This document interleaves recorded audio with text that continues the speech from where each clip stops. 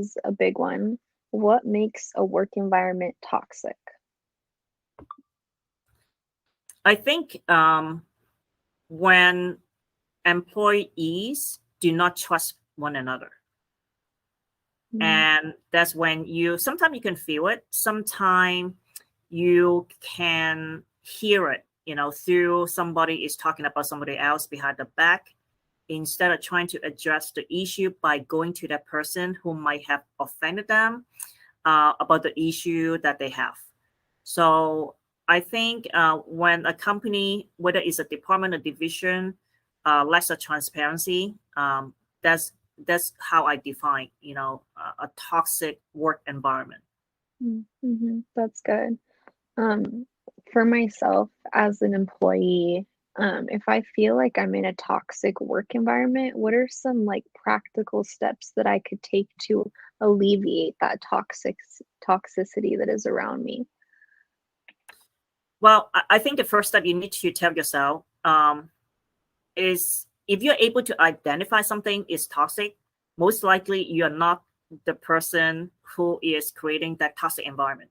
Think about that. Mm-hmm, So mm-hmm, most likely is another person, it is either a coworker or supervisors. And I think as a mature adult, instead of trying to avoid the problem or try to please everyone, including those toxic people, you need to confront the issue, but do it in a very loving way. Focus on the issue, not the person.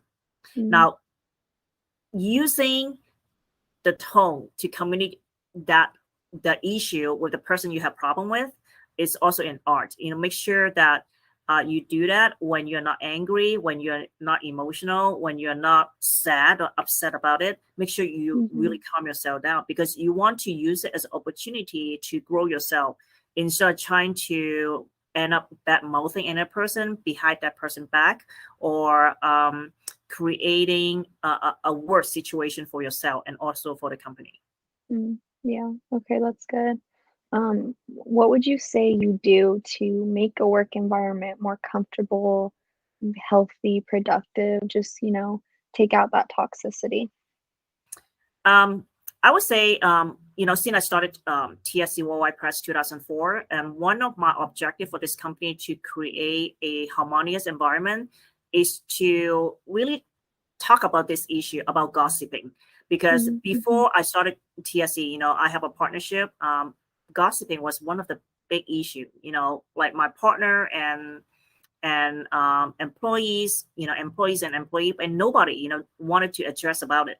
So I made it. Well, I later addressed it. So when I founded TSC with my father, one of the things that we're very intentional on doing is to make sure all the team members understand that gossiping within the company is not something that we appreciate, we tolerate, or accept.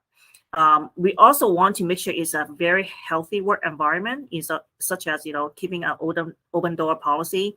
Employees can come to me for anything, but I always mhm, encourage them if they have an issue with somebody else.